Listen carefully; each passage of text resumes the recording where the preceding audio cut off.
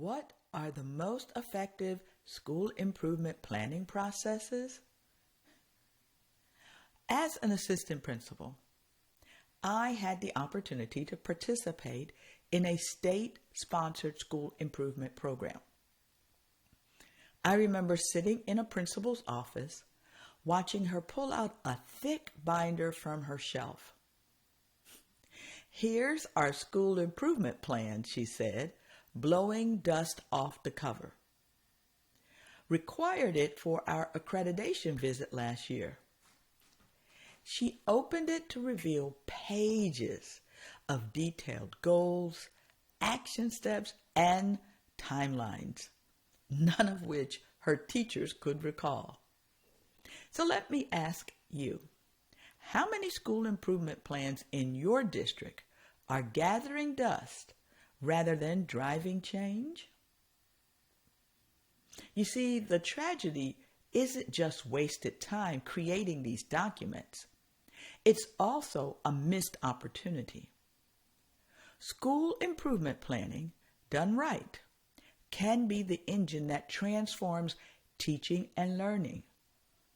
Done wrong, it becomes one more compliance exercise that breeds cynicism and exhaustion. So, what mistakes are we making?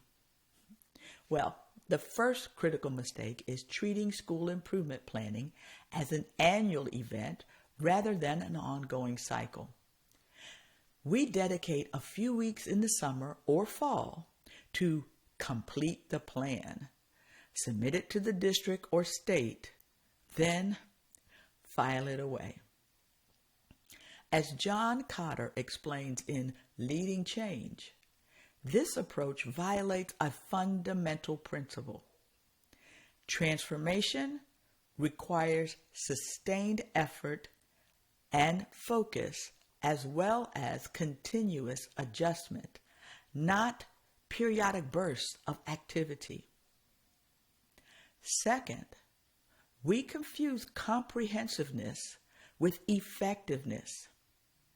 Many school improvement plans attempt to address a wide range of issues, including literacy, math, attendance, climate, technology integration, parent engagement, and more. The result is scattered effort and diluted impact.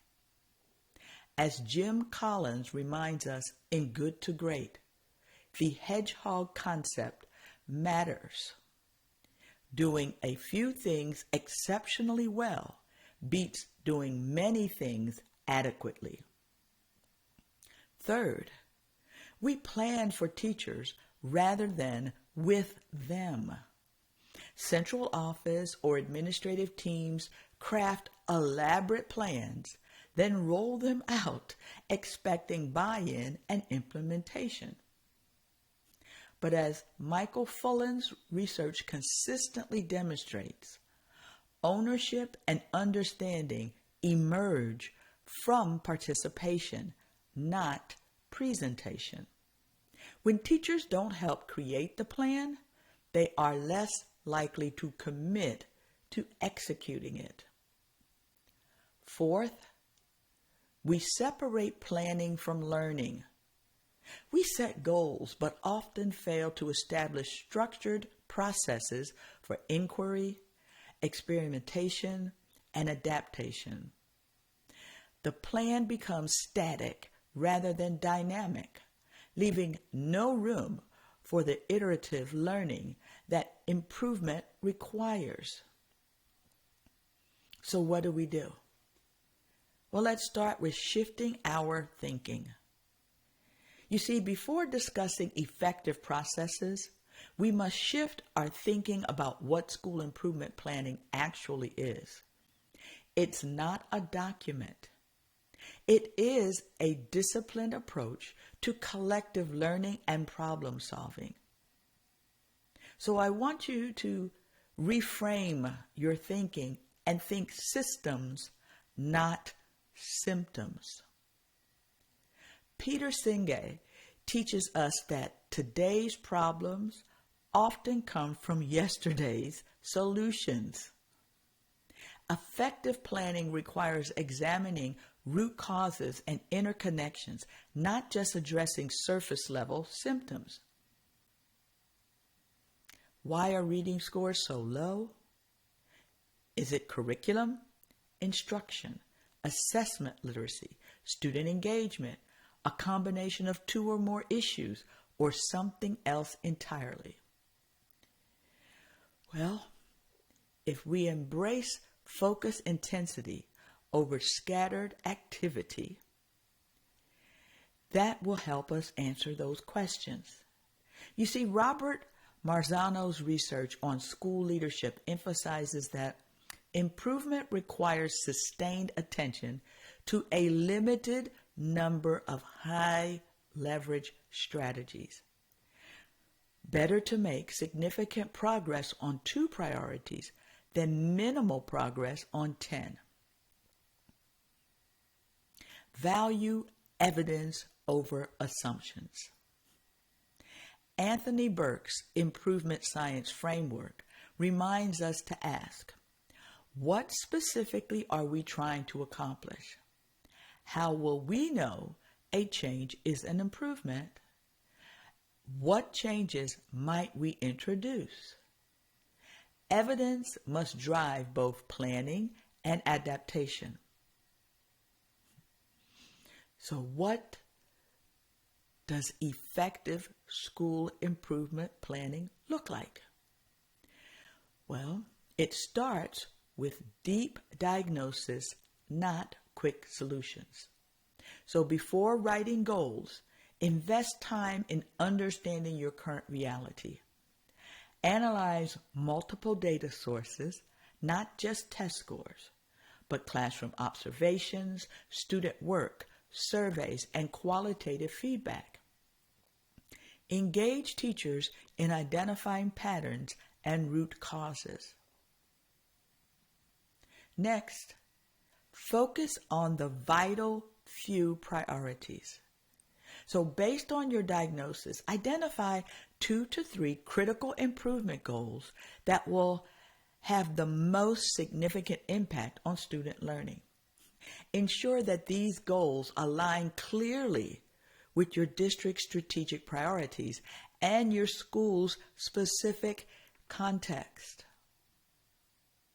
So build theories of action. For each goal, explicitly articulate your logic. If we implement these specific strategies, then we expect these outcomes because of these reasons. This makes your assumptions testable and creates clarity about what success looks like. Next, you're going to create rapid learning cycles. So rather than planning a full year in detail, use 90-day cycles to facilitate rapid learning.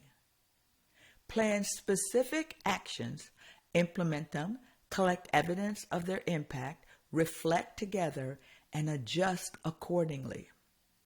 This rhythm keeps the plan alive and responsive. Embed planning in existing structures. Please don't create separate school improvement plan meetings. Integrate improvement planning into your regular professional learning community time, leadership team meetings, and data review sessions. Make it the way you do your work, not something extra. And make progress visible. Create simple public displays showing your goals, current status, and next steps. When everyone can see where you are and where you are going, accountability and momentum increases naturally.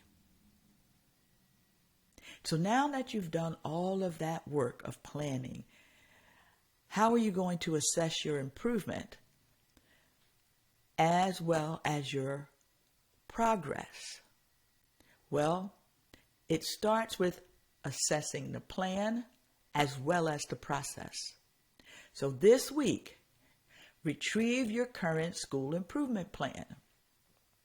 And I want you to read it honestly and ask yourself, Is this document driving our daily decisions and actions? Can teachers articulate our top priorities without needing to look them up? Do we have regular cycles for reviewing progress and adapting strategies? If the answer is no, don't wait until next year to start over. Begin now with one 90-day learning cycle, focused on your single most important priority. Engage your teachers in planning it, testing it, learning from it, and refining it. School improvement planning isn't about creating perfect documents. It's about creating effective processes for collective learning and focused action. So, what will you do this month to shift from planning as compliance to planning as continuous improvement?